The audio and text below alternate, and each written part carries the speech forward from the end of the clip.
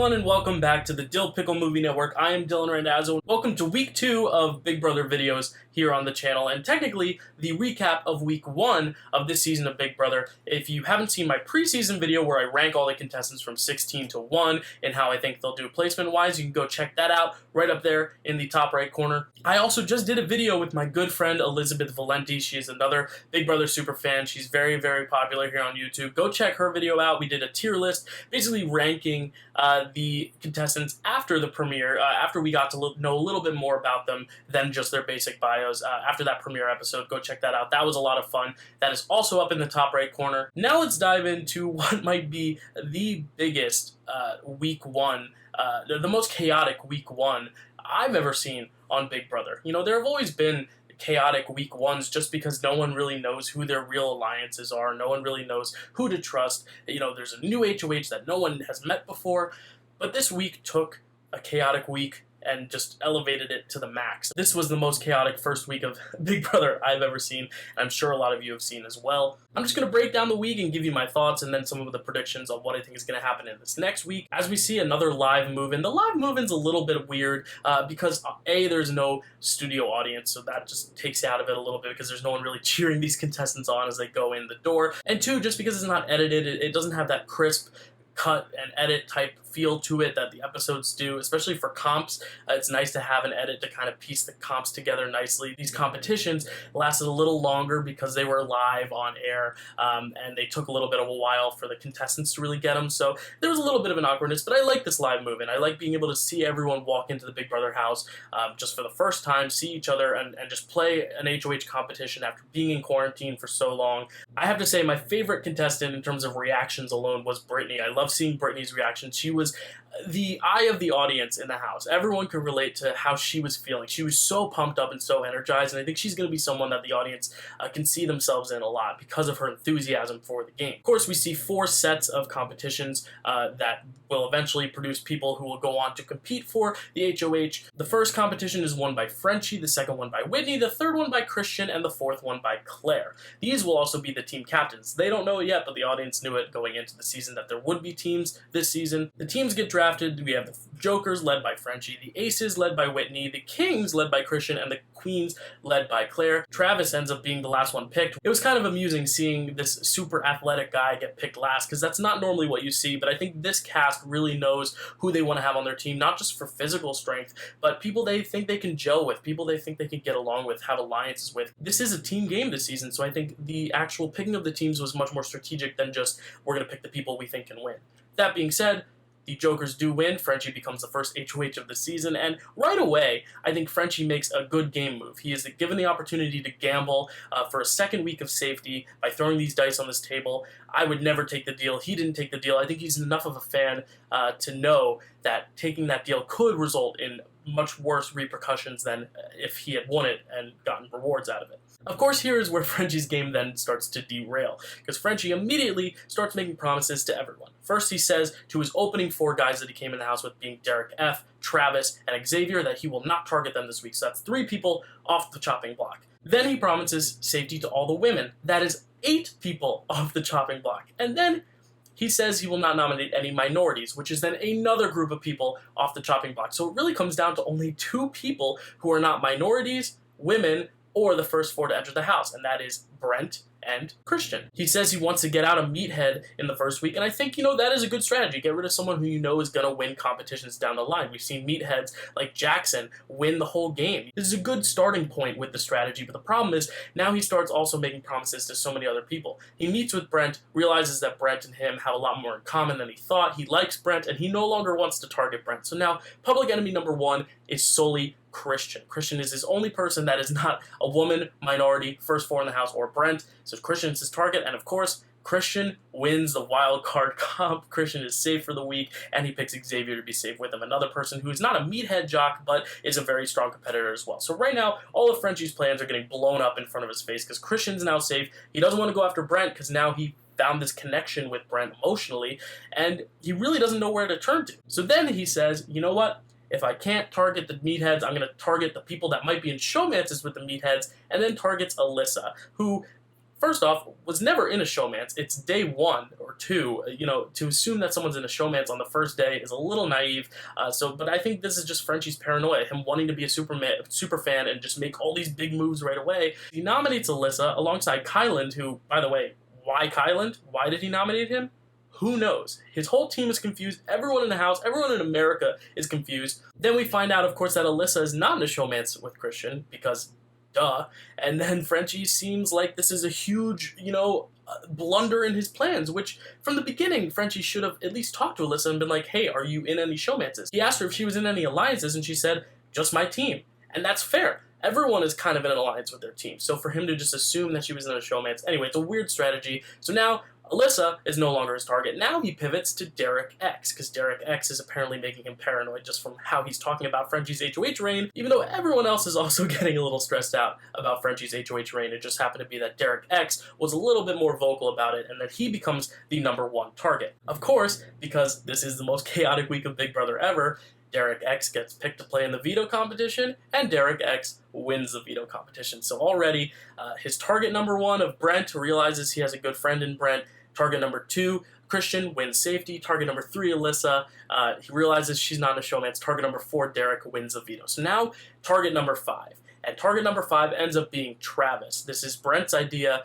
Brent didn't want Derek to go on the block because Derek's part of his team. Brent is thinking of the broader picture and it's thinking, well, Derek's someone to fight for my team, whereas Frenchie is very set on getting out Derek. Derek wins the veto. Brent then says, what about Travis? Frenchie promised Travis safety in day 1, but he's promised everyone safety. So he ends up pivoting on that and putting Travis up on the block after Derek X pulls Kyland off the block. This is just such a jam-packed first week, and we only get 3 hours essentially to tell the whole story, with a nomination episode, a veto episode, and then a little bit of an eviction episode. So I do think going forward, Big Brother should maybe think about maybe adding an extra episode on that first week, or maybe extending their episodes to 90 minutes for the first week, because this is really when we want to start to get to know everyone. Derek X and Travis end up being these huge targets this week, but we really didn't hear much from them in the first 2 episodes. So again, I think the editors did the best they could, but I wish there was just a little bit more time for us to get to know these characters and contestants more, so that way when the strategy was happening, we could care more for the people who were being targeted. By the time Travis goes on the block, I really don't care enough about Travis. They do give him some nice moments in the eviction episode of him, trying to win over votes by doing this funny striptease for Kyland's birthday. But again, I just don't think Travis got the time to really fight for himself, especially because Frenchie was kind of the one calling the shots and everyone wanted to stick to Frenchie's plan, because if you go against a HOH in the first week, it could spell bad news for you going forward. Of course, in this eviction episode, we think things are set and done. Travis is the target. He's going to go home. But then, of course, Frenchie decides to go another extra mile and start 2 huge alliances. First, he has an alliance called the Slaughterhouse, which consists of Frenchie, Brent, Derek F, Christian, Alyssa, Kyland, Xavier, and Whitney, an 8-person alliance. Probably not the best move. We've just seen the history. Doesn't work out too well. The second alliance he forms is the French Kisses with Azah, Claire, Hannah, and Tiffany. And here's what's funny, is that Frenchie decided to be the one to start an all-girls alliance. Raises some red flags. Azah says, shouldn't an all-girls alliance be created by all girls? And I agree. I think that Frenchie just wants to kind of have all his bases covered. But the thing is, he's already the first HOH. He's already getting a lot of people coming up to him trying to make deals to save themselves. He doesn't need to be the one promising deals to people. I think he just needs to nominate 2 people or 3 people, depending on the veto, and just stick to those targets. But instead, he starts promising people safety left and right, and I think it really made his first week very chaotic. There was also another alliance that conjures up without Frenchie called the Cookout. This is between Derek F, Azah, Kyland, Tiffany, and Xavier, and I like this alliance a lot. I think it's nice to see all these contestants who have a similar trajectory in the game, being black people, wanting to represent their people well in the house. I think it was a really clever move to kind of stick together and look out for each other in this game. I think the Cookout is going to be the most likely alliance to not fall apart. I think these other alliances, because Frenchie's in them, have the potential to fall apart, but I think the Cookout is going to be a solid alliance that I'm interested to see going forward in the game. Of course, we get to eviction night, and unfortunately, Travis is the first to go. My thoughts on Travis, he showed some good social skills, but again, he didn't really try to make alliances, and I think Julie even commented on that, like, why wouldn't you try to start a bigger alliance? And I think, honestly, in week 1, normally you really don't have to commit to these alliances. You can kind of take it easy and kind of cruise through. But in this particular season, when the HOH is a super fan who just wants to play a whole season of Big Brother in 1 week, I think it's tough, to not try to be making all these alliances left and right. So I don't blame Travis for not really wanting to jump in right away, but I do think that eventually hurt him because Alyssa was in an alliance. She was in the Slaughterhouse. She eventually got her footing, and she actually went to Frenchie right after she got nominated and immediately just started trying to make deals and trying to secure her safety, whereas I feel like Travis didn't really do that. He said, well, I'll be cool, I'll talk to Frenchie, I'll talk to everyone,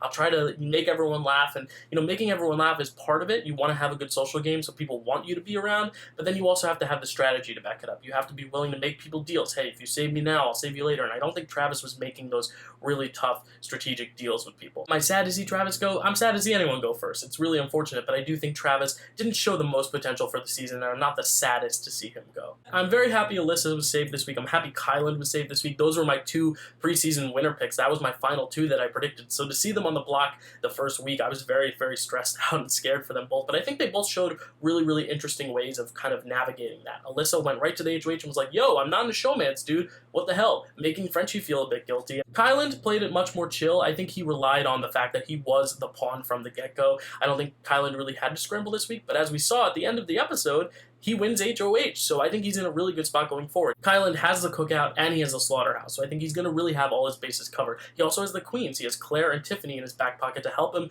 maybe with the strategic decisions. I see Kyland's HOH going much smoother than Frenchie's. I think you have to pick one target, stick to it, and then, not make so many promises, and I think that was the big blunder Frenchie made, and I think Kyland just has more of a self-awareness and less of a desire to just kind of stir things up right out the get-go. Julie did give us a little tidbit for the next week, and that is that the safety comp winner, the wildcard competition winner, will have the opportunity to switch teams in order to ensure their safety. I think this is a gamble that could pay off. I think safety is always the number one priority, but again, you're playing for a team, and if you betray your team, is that going to have repercussions? I think this week, the team aspect didn't really play into it at all. We saw members of Travis's team, like Claire, like Kyland, vote him out. The only team member who voted to save him was Tiffany, so I think the team aspect really only comes into play in that very first HOH. Otherwise, I haven't seen a lot of the team influence come into this season yet. So I'm interested to see if this wildcard competition will make the team seem a little bit more important than they seemed in the first week. As to who I think Kyland is going to end up targeting, I really don't know. I looked at all these alliances, the Cookout, French Kisses, and the Slaughterhouse, and the only 3 people who aren't in any of those alliances are Derek X, Brittany, and Sarah Beth. I think Derek X could easily be someone you say, you know what, everyone was targeting you last week, let's put you up on the block now, just because you are a unanimous target amongst a lot of the house, but Derek X saved Kyland, so I don't know if Kyland is going to put him on the block after he already saved him with the veto the week before. You also have Sarah Beth, who we saw bond with Kyland, at least on the feeds. They have a final 2, as we saw in the live feed, so I think Sarah Beth is safe as well. Brittany, I think, could be in danger, because she's not in any of these big alliances, she's not on Kyland's team, and I haven't seen her and Kyland talk a lot of game. I know I said earlier, I think the audience is going to like watching Brittany throughout the season, but I don't know if Brittany has those relationships right now to really extend her longevity in the season right now. Of course, public enemy number 1 should be Frenchie because he just made so many different promises. I think if people can connect the dots and realize that Frenchie's at the middle of all this madness, I think there's a good chance Frenchie might go up. I think there's a good chance even Brent might go up in association with Frenchie. The question is going to be, will Kyland make that move this early in the game? Kyland can very well say, you nominated me as a pawn, I'll nominate you as a pawn, and then make him the target. That's the easiest thing Kyland can do. Put him up against someone like Brittany, who is on his team, who's not in any alliances.